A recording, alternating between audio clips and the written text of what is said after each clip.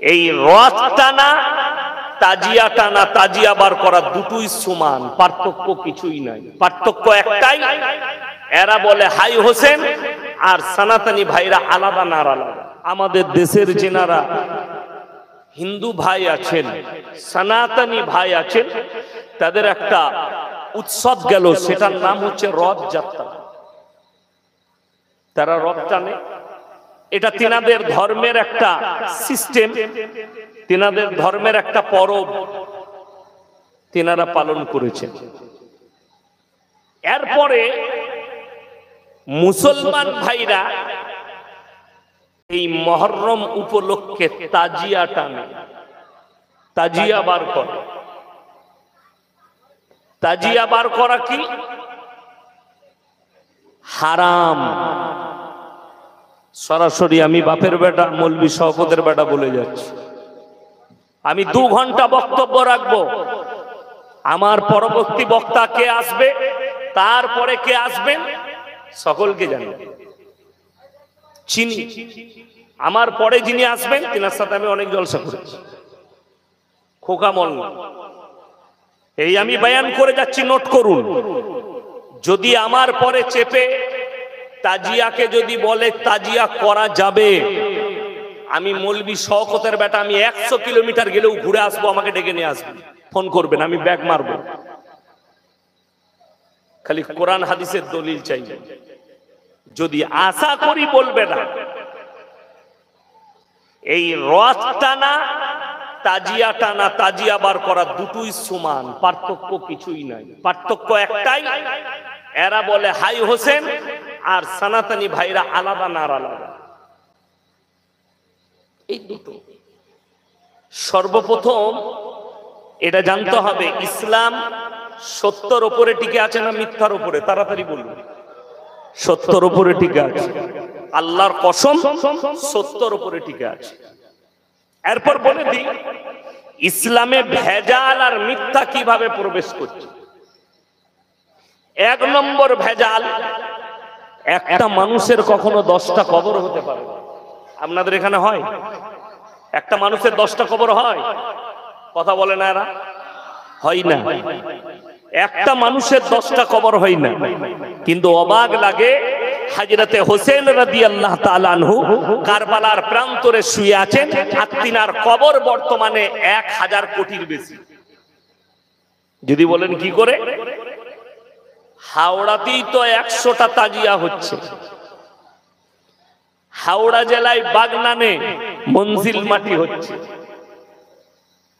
5 লাই মঞ্জিল মাটি হচ্ছে, রানীহাটিতে মঞ্জিল মাটি হচ্ছে, খড়গপুরে মঞ্জিল মাটি হচ্ছে, আমার বর্ধমানে মঞ্জিল মাটি হচ্ছে। মঞ্জিল মাটি মানে জানেন? মিথ্যা কবর তৈরি করে হযরতে হোসেনের কবরের নাম করে সেখানে ফাতেহা করা, জিয়ারত করা। আর যে বেরেলবিদের মৌলবীরাই কাজগুলো করছে, তারা নিজেদের জীবনে হারাম পয়সা পকেটে ভরছে। এরপরে যারা আমাকে গালি দেয়, শুনে যাও, দলিল দিয়ে যাচ্ছি, আমি খেপার মতো বকতে আসিনি। কিতাবের নাম হচ্ছে ফতোয়ায়ে রিজভিয়া। সুন্নি যারা নিজেদিকে বলছে, এরা কখনো সুন্নি নয়, এরা হচ্ছে বেদাতি। আমাদের ভারতে যারা সুন্নি বলছে নিজেদিকে, আহমদ রাজা বেরেলভি, কিতাবের নাম ফতোয়ায়ে রিজভিয়া, খণ্ড নম্বর 24। তিনি সেই কিতাবের মধ্যে লিখেছেন যে মুহররম के दिन 10 मुहर्रम के दिन अगर कोई ताजिया करे, कोई फतेहा करे, मंजिल माटी करना और लाठी वगैरह तलवार से अपने सीने चीरना, ये सारे काम हराम है। আর এই মৌলবীটা কোন দেওবন্দি মৌলবী নয়, জামাতি মৌলবী নয়, আহলে হাদিস মৌলবী নয়, ফুরফুরার মৌলবী নয়। এ হচ্ছে নিজেকে সুন্নি বলনে वाला, সুন্নিদের সবথেকে বড়, যাকে ওরা আলা হযরত বলে। তিনার ফতোয়ার কিতাব। কষ্টের বিষয়, এটাও কিন্তু মানুষ ইসলাম মনে করছে। আজকের রাতটা কিসের রাত? 10ই মুহররমের রাত। আমি যদি মিথ্যা বলে থাকি, এক্ষুনি আমার গাড়িতে চেপে চলুন, আমি 12টায় জলসা শেষ করব। বর্ধমান ঢুকতে আমার হয়তো 2:30 3টে বাজবে, আমার বাড়ি ঢুকতে হয়তো 3:30 4টা বাজবে। আমি বর্তমান টাউনে ঢুকিয়ে আপনাকে দেখিয়ে দেব মুসলমানদের যুবক আর যুবতীরা মদ খেয়ে ভোর 4টা পর্যন্ত ড্যান্স। কবে? আজকের রাত্রি। কারা তারা? তারা কোনো অমুসলিম ভাই লয়, এরা মুসলমান। কেন এই জায়গায় এই কাজ করছে তারা? তার কারণ একটাই, তাদের কাছে দ্বীনি তালিম নেই, তাদের কাছে ইসলামের সহি দাওয়াত পৌঁছায়, তারা দাওয়াতের সঙ্গে জুড়ে নেই। আশ্চর্যের বিষয় এটাই। আপনারা বলুন তো, আপনাদের এই মহল্লায় কুকুর আছে না? কথা বলে না? আছে। গরু ছাগল আছে? আছে। দেখবেন একটা কুকুরের যদি 7টা বাচ্চা হয়, সেই বাচ্চাগুলো যদি দুর্ঘটনায় মারা যায়, কুকুরটা 3 দিন মন মারা হয়ে বসে থাকে। ঠিক বললাম না ভুল বললাম? একটা গায়ের বাচ্চা যদি মারা যায়, গাইটা 3 দিন মন মারা হয়ে থাকে, খাবার খাই না, যেহেতু তার একটা বাচ্চা মারা গেছে। এই জানোয়ারগুলোর এতটা সুবুদ্ধি আছে যে সে অনুভব করে আমার বাচ্চাটা মারা গেল, কিন্তু যে হারামখোর কটা নাচছে, এই জানোয়ার কটার এই বুদ্ধিটাও নেই যে হযরতে হোসেন রাদিয়াল্লাহু তাআলা আনহু কারবালার প্রান্তরে শহীদ হয়েছে, আর শহীদ হলে দুঃখ পালন করা যায়, হারামখোর মদ খেয়ে ড্যান্স করা যায়। অথচ আপনাকে দেখিয়ে দেবো যে ছেলেরা নাচছে, যারা নাচছে, যারা মাতম করছে, লাঠি খেলছে, গান বাজনা করছে, ডিজে বাজিয়ে ড্যান্স করছে, তাদেরকে জিজ্ঞেস করো তোমার বাপ মরে গেলে কি করবে? বলে বাপ মরে গেলে আমার বাপের জন্য ইসালে সওয়াব করতে হবে, আমার বাপ মরে গেলে কোরআন খানি, আমার বাপ মরে গেলে কলমা খানি, আমার বাপ মরে গেলে দোয়া, তোমার বাপ মরে গেলে দোয়া করতে হবে, তোমার বাপ মরে গেলে তোমার বাপের জন্য কোরআন খানি করবে, তোমার বাপের কবর জিয়ারত করবে। আর হযরতে হোসেন রাদিয়াল্লাহু তাআলা আনহু কারবালার প্রান্তরে শহীদ হলেন, তার লেগে তুমি গান বাজনা বাজিয়ে ড্যান্স করবে? তোমার থেকে ওই জানোয়ার গুলো ভালো, 4 পায়া জানোয়ার গুলো যারা দুঃখ পালন করে তাদের বাচ্চা মরে যাওয়ার পরে। বড় কষ্টের বিষয়। আমি কেউকে আঘাত করছি না, কিন্তু আপনারা জানেন আমার ব্যাপারে সবাই জানে, আমি কিন্তু গোল আলু বক্তা নয়, আমি গোল আলু বক্তা নয়।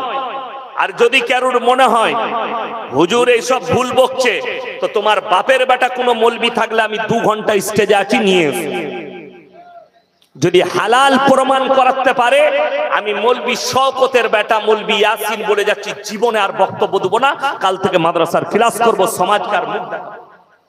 যদি এই গান বাজনা গুলো, নাচ ড্যান্স যদি হালাল প্রমাণ করাতে পারে।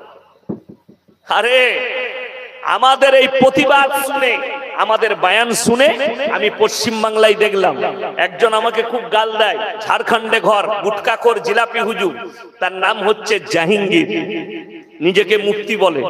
সে ব্যক্তি একটা জলসায় প্রতিবাদ করেছে, গান বাজানো যাবে না, ড্যান্স করা যাবে না, তলোয়ার খেলা যাবে না। যাই হোক, আমি দোয়া করেছি আল্লাহ এদিকে তুমি হিদায়াত দিয়েছো, এদিকে পতন ঘটতো। আমি হাওড়া জেলায় দেখিয়ে দেবো আপনাকে, প্রমাণ দিয়ে যাব। এটা উলবেড়িয়া কোনা এক্সপ্রেসের পথ থেকে হাওড়া জেলা পড়ে যাচ্ছে, ডানকুনির পথ থেকেই হাওড়া। ঈদের দিনে আমার জলসা ছিল বাগনানে, বড় কষ্ট লাগে। প্রত্যেক পাড়ায়, হাই রোডের সাইডে, সলম মোড়ের পাশে মুসলিম পাড়ায় ডিজে বক্স বাজাচ্ছে মুসলিমদের ছেলেরা। একটা হিন্দু ভাই, তারা রামনবমী উৎসব পালন করে, ঠাকুর ভাসাতে যায়, মুসলিমরা পুলিশের কাছে অভিযোগ করে হিন্দু ভাইরা ঠাকুর ভাসাতে যাচ্ছে, আমাদের নামাজের ক্ষতি, আমাদের আজানের ক্ষতি, আমাদের ইমানের ক্ষতি। অথচ হাইরে মুসলমান, বেটা বিটির বিয়েতে 3 দিন ধরে ডিজে বক্স বাজাচ্ছে, তখন তোমার নামাজেরও ক্ষতি হয় না, ইমানেরও ক্ষতি হয়।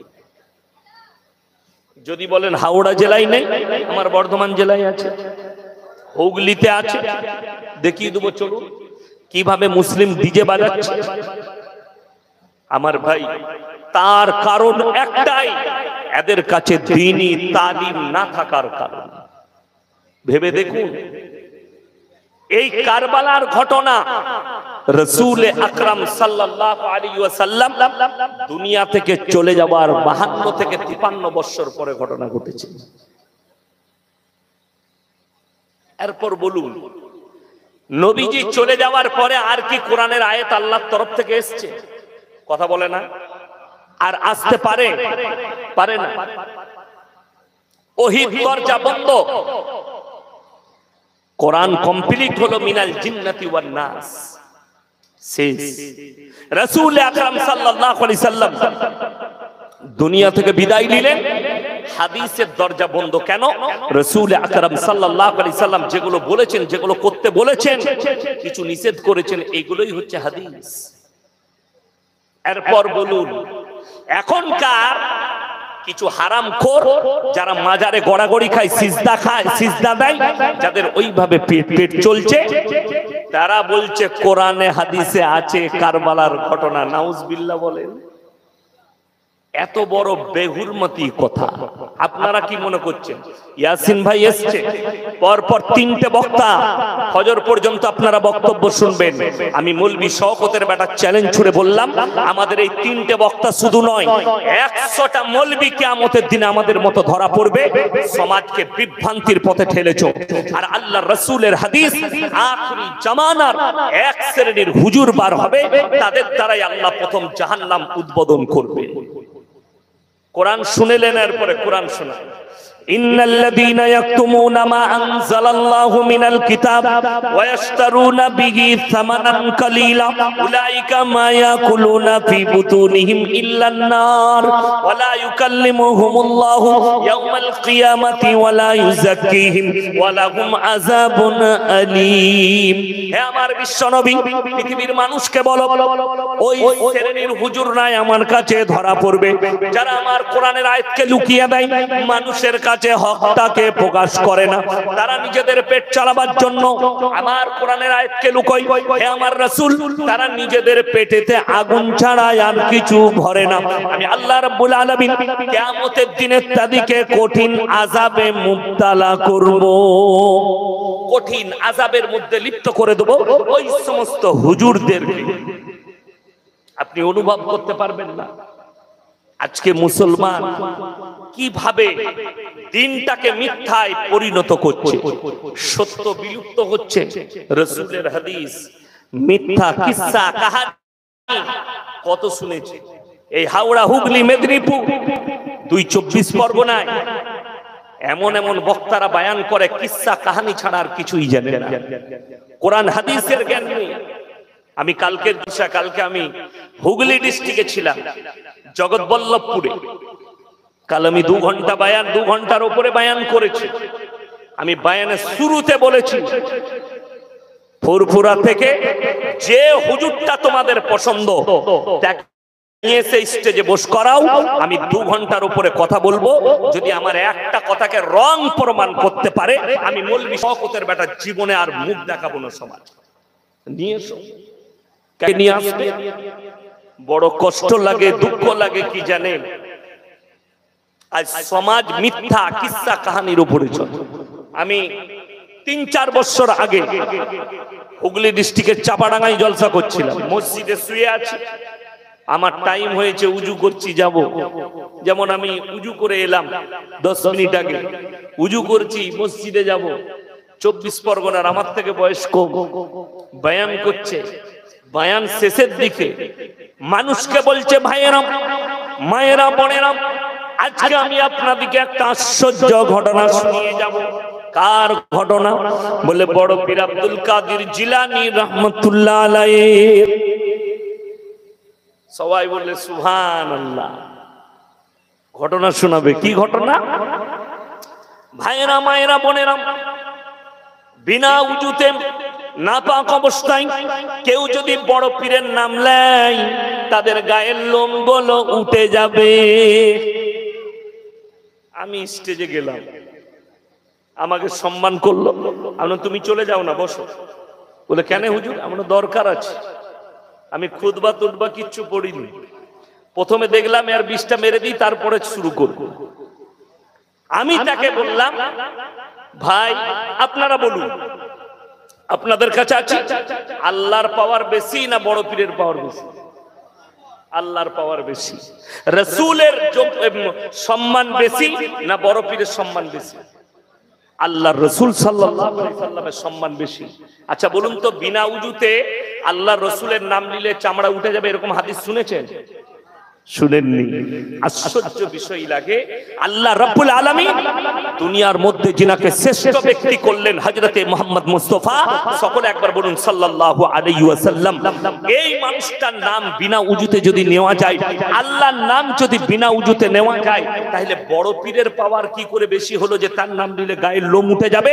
আর এটা যদি সত্য হয়, আল্লাহর নাম নিলে চামড়া উঠে যেতে হতো, তবে এই কথাটা সত্য মানা যায়।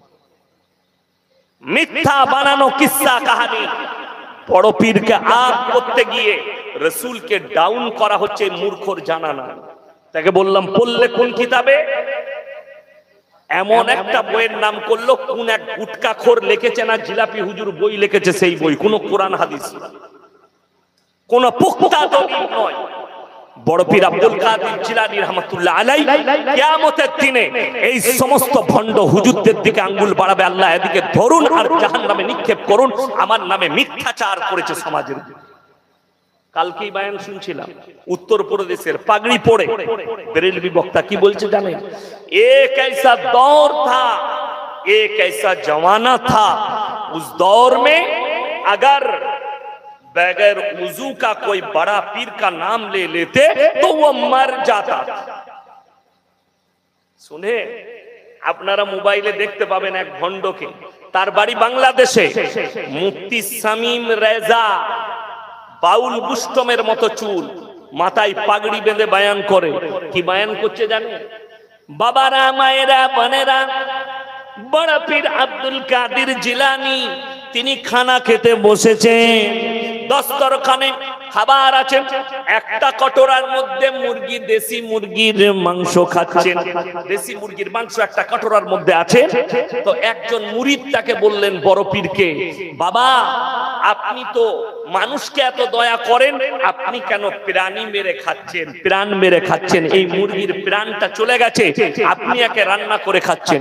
বলছে বাবাজিরাম, বড় পীর উত্তর দিল, ওরে মূর্খ দলেরাম, আমি যে মুরগিটা খাচ্ছি ওই মুরগিটাকে আবার জীবিত করার ক্ষমতা আমি বড় পীর রাখি। জোরে বলুন নাউজুবিল্লাহ। এর থেকে বড় মিথ্যাচার বড় পীরের নামে আর কি হতে পারে? শুনেলেন? হাদিস শুনে যান, রাসূল আকরাম সাল্লাল্লাহু আলাইহি সাল্লামের হাদিস। যদি একটা মৌলবি প্রমাণ দিতে পারে, একটা রাসূলের জন্য এরকম হাদিস দিতে পারে যে রাসূল সাল্লাল্লাহু আলাইহি সাল্লামকে আল্লাহ এমন শক্তি দিয়েছিলেন যে মৃত মানুষকে জীবিত করতে। শুনেছেন এরকম ঘটনা কোনোদিন রাসূলের জন্য? শুনেন না, কিন্তু জিলাপি হুজুর আর গুটকাখোরদের কাছে বড় পীরের বয়ান শুনতে পারে। আপনারা মনে করছেন বড় পীরকে আমি সম্মান করি না? এই হারামখোরদের থেকে বেশি সম্মান করি আমি, এই জিলাপি হুজুরদের থেকে বেশি সম্মান করি আমি মৌলভী শওকতের বেটা ইয়াসিন। তোমাদের মতো রাসূলকে ছোট করি না, এটা রাসূলকে তাওহীন করা, রাসূলকে ছোট করা, আল্লাহর শানের খিলাফ কথা বলা। রাসূল আকরাম সাল্লাল্লাহু আলাইহি সাল্লামের হাদিস শুনেন, পৃথিবীতে আল্লাহ তাআলা একটা মানুষকেই দিবে এরকম শক্তি মানুষের ঈমান পরীক্ষার জন্য। জোরে বলুন সুবহানাল্লাহ। সেই মানুষটা কে জানেন? তার নাম হচ্ছে দাজ্জাল। কানা দাজ্জাল যে আসবে তাকে আল্লাহ দুটো শক্তি দিবেন। এক হচ্ছে আকাশে মেঘ থাকবে না, বৃষ্টি বর্ষণ করে দেখাবে। দ্বিতীয় শক্তি হচ্ছে মুর্দাকে জিন্দা করে দেখিয়ে দিবে। আল্লাহ কেন দিবেন? ইমানদারদের পরীক্ষার জন্য। এখন যেমন অনেক মুসলমানের ইমান চলে যাচ্ছে, কোথায়? একজন বাবা বেরিয়েছে আমাদের মতো দেখতে সুন্দর, বাগেশ্বর ধাম বাবা, কাগজ দেখে কুंडली बोले दिच्छे, तुम्हारा बाप का नाम ये है, तुम्हारा माई का नाम ये है, तुम ये करते हो, तुम्हारा ये बीमारी है। और सारे के सारे बहुत सारे लोग ऐसे मुसलमान हैं जिसके ईमान कमजोर है, वो अपना ईमान को खत्म कर रहा है बाबा के पास जाकर। মানুষের অন্ধভক্তি বলে দিই কাকে বলে? আপনারা দেখেছেন উত্তরপ্রদেশে একজন ভোলে বাবা তার পায়ের ধুলো নিতে গিয়ে 122 জন পদপিষ্ট হয়ে মারা গেছে। হাইলাইট হয়েছে, মিডিয়ার হাইলাইট করেছে, প্রশাসন তার গোফায় হামলা হেনেছে, এখনো পর্যন্ত তাকে অ্যারেস্ট করেনি, আর অ্যারেস্ট করাও যাবে না। কেন? তার ভক্তরা বলছে, কি বলছে, আরে হামারা রিশতেদার মর গয়ে। একটা মেয়ে বলছে হামারে বেটি মর গই, ये तो बड़ी किस्मत की बात है कि बाबा के चरणों पर मर गई, ये हमारे लिए खुशकिस्मती है। এরপর সেই বাবাকে অ্যারেস্ট করা যায়। একজন एमपी বলেছে পার্লামেন্টে দাঁড়িয়ে, कांग्रेसের एमपी, इस हिंदुस्तान में दो कारोबार बंद होना जरूरी है, एक बाबा के और एक मजार वालों। একটা মাজারের, একটা বাবার, এই দুটো কারবার বন্ধ হওয়া জরুরি। কেন? এই দুটো কারবার গরিব মানুষকে ধ্বংস করে দিচ্ছে, মানুষের জীবনকে বন্ধ করছে। এরা কিভাবে? তাদের মালকে আত্মসাৎ করছে। আমার মুসলমান ভাই, কেন তারা যায় এখানে? মূর্খের দলেরা, যাদের কাছে না দিন আছে না তাদের কাছে দিনই চর্চা আছে। আজকে চলুন আপনি মুম্বাই, দিল্লি, গুজরাট, গুজরাটের রাজকোট, আর আপনার লখনৌ, আপনার বর্ধমান টাউন, বহরমপুর, কলকাতা, খিদিরপুর, আপনার রানীহাটি, পাঁচলা। আমি 1 ঘন্টা জামে পড়েছিলাম পাঁচলায়। কেন? মুসলমানদের ছেলেরা রসুলের মহব্বতে ড্যান্স করছে, গান করছে। আল্লাহর কসম করে বলে যাচ্ছে, আমি মৌলভী শওকতের বেটা, এদের থেকে বড় রসুলের আর হযরতে হোসেনের দুশমন পৃথিবীতে আর কেউ নেই। যদি বলেন কেন? শিয়া সম্প্রদায়ের কাজ এটা, আর শিয়া সম্প্রদায় ইসলাম থেকে খারিজ। পৃথিবীর যতগুলো উলামায়ে দ্বীন আছেন, বড় বড় গ্র্যান্ড মুফতি আছেন, তাদের ফতোয়া মোতাবেক শিয়ারা ইসলাম থেকে খারিজ। তারা মুসলমানের মধ্যেই পড়ে না, তাদের আকীদার কারণে, তাদের গলত আকীদার কারণে। আজকে যাদিকে বেরেলভি বলছেন, যারা নিজেদিকে সুন্নি বলছে, এরা একজনও সুন্নি নয়, সব শিয়া, সব শিয়া। যার কারণে এরা রসুলকে এত ছোট করছে, যার কারণে এরা ইসলামের এত বড় তৌহিন করছে। নামাজ নেই। জানেন এই 10ই মুহররমের ফজিলত যদি জানতে চাও, ওরে নেমো খারাম আমাদের কাছে এসো। আল্লাহ রাব্বুল আলামিন 10ই মুহররম দুনিয়াকে তৈরি করলেন, জোরে বলুন সুবহানাল্লাহ। এই 10ই মুহররম হযরত আদম আলাইহিস সালাতু ওয়াস সালাম এবং মা হাওয়ার মিলন হয়েছে 10ই মুহররম। হযরত ইব্রাহিম আলাইহিস সালাতু ওয়াস সালাম আগুন থেকে পরিত্রাণ পেয়েছেন 10ই মুহররম। হযরতে নূহ নবী নৌকা যদি পরিত্রাণ পেয়েছে 10ই মুহররম। হযরতে ইউসুফ নবী কুয়া থেকে যেদিনে পরিত্রাণ পেয়েছে, তারিখ ছিল 10ই মুহররম। আল্লাহ তাআলা এই দুনিয়াকে ধ্বংস করবেন 10ই মুহররম। এই 10ই মুহররমের ফজিলত, এই আশুরার রাতের ফজিলত হযরতে হোসেনের শহীদ নয়, এই দুনিয়া তৈরি থেকে আল্লাহ 10ই মুহররমের ফজিলত দিয়েছেন, জোরে বলুন সুবহানাল্লাহ। শুধু তাই নয়, এই 10ই মুহররমের রোজা, এই রোজাটাই ছিল অরিজিনাল ফরজ রোজা। যখন রোজা রমজানের 30টা ফরজ হয়নি, ওটা ফরজ হয়ে যাওয়ার পরে এটা নফলের দরজা পেল। এবং হাদিসে আছে রাসূল আকরাম সাল্লাল্লাহু আলাইহি সাল্লাম নিজের আখেরি জিন্দেগিতে শেষ সালে তিনি যখন, সেটাই শেষ মুহররমের মাস, নবীজি বললেন আমি যদি আগামী বছর বেঁচে থাকি আমি 2টো রোজা রাখবো, অর্থাৎ 9-10 না হলে 10-11 রোজা রাখুন। আপনি বলুন, রোজা পালন কখনো মদ খেয়ে করা যায় না? গোটা পৃথিবীর যতগুলো জাতি আছে তাদেরকে জিজ্ঞেস করুন, তোমাদের সমাজে কোনো লোক মরে গেলে তোমরা কি মদ খেয়ে ড্যান্স করে দুঃখ পালন করো? তোর বাপ মরে গেলে বাইরে বসে বসে কান্না করিস, ইমামের পায়ে ধরিস, আমার বাপের লেগে দোয়া করবেন। মেহমান এলে জানাজা পড়তে, আমার বাপ মারা গেছে দোয়া করবেন, তোর বাপের লেগে দোয়া হবে। আর হযরতে হোসেনের লেগে মদ খেয়ে ড্যান্স করবি? তোর বিবেককে জিজ্ঞেস কর।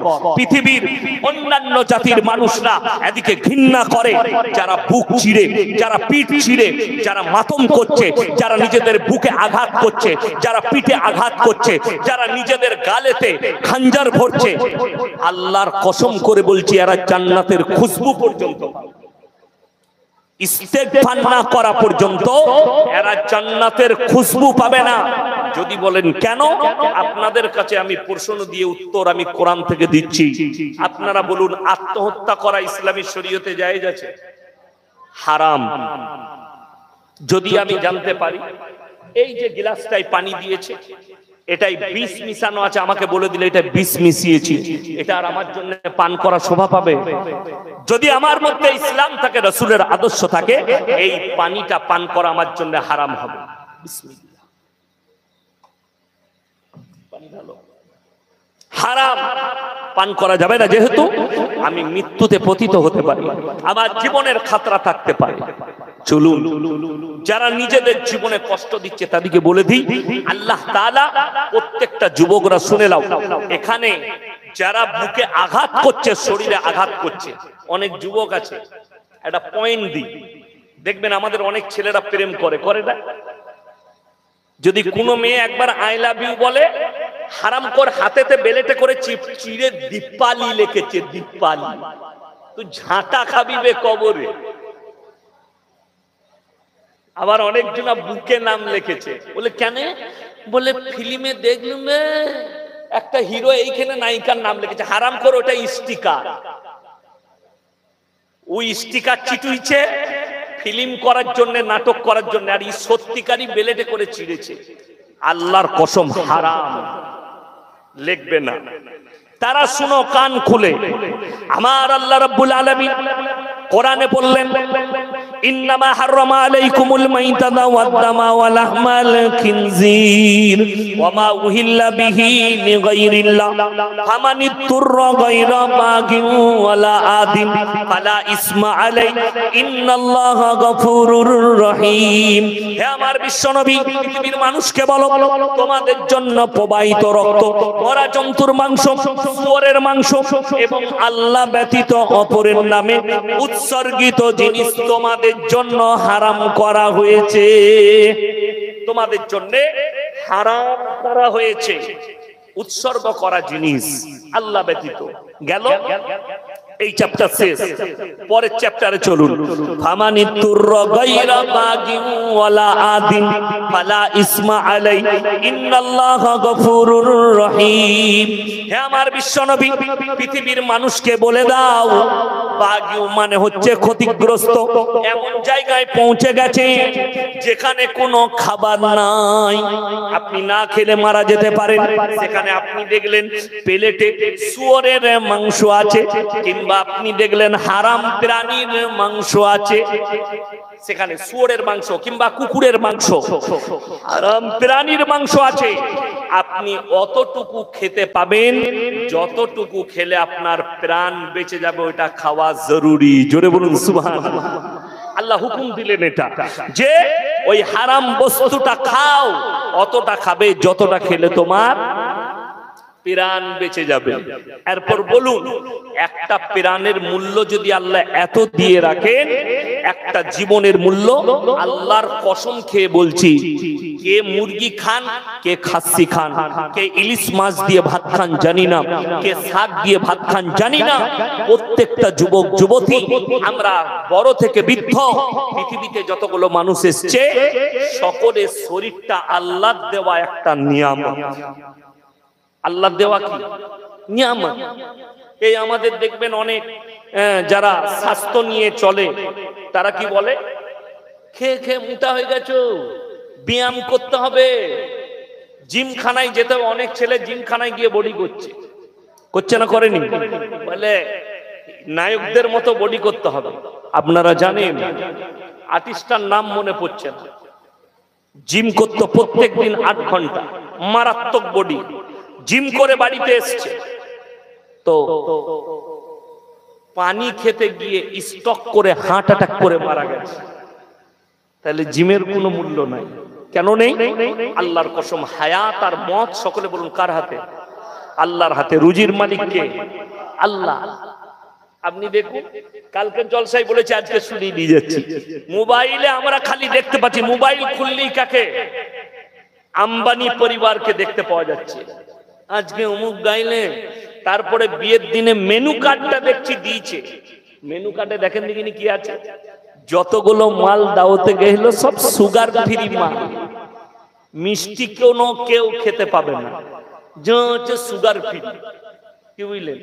সবজি, পান্তুয়া, কড়ি খিচড়ি, বাকি মাল খেতে পাবে না। আর আপনাকে বলছি, আপনি চলুন বিয়ে বাড়িতে, বিরিয়ানি, পোলাও, মাংস, মিষ্টি, রসগোল্লা, দই, পাঁপড়, আইসক্রিম সব আমরা চালাই, ঠিক কিনা? আল্লাহ সকলকে খেতে দেয় না, পয়সা থাকতে পারে, মাল থাকবে, খেতে দিবে না। এই বিশ্বাসটা নিয়ে আসুন। আজকে বড় কষ্ট লাগে, মুসলমান নিজেকে মুসলমান তো দাবি করে নিয়েছে, কিন্তু আমল আমাদের কাছে নেই। কালকে আমার স্টেজে বসার আগে কি তাকবীর দিচ্ছিল জানেন? আল কোরআনের আলো, বুঝে ঘরে ঘরে জালো, আর এক হারামখোরের ঘরে কোরআন তেলাওয়াত হয় না। ঠিক বললাম না ভুল বললাম? বলছে আল হাদিসের আলো, ঘরে ঘরে জালো। তাকে বললাম বুখারীর প্রথম হাদিস কি? বলছে জানি না।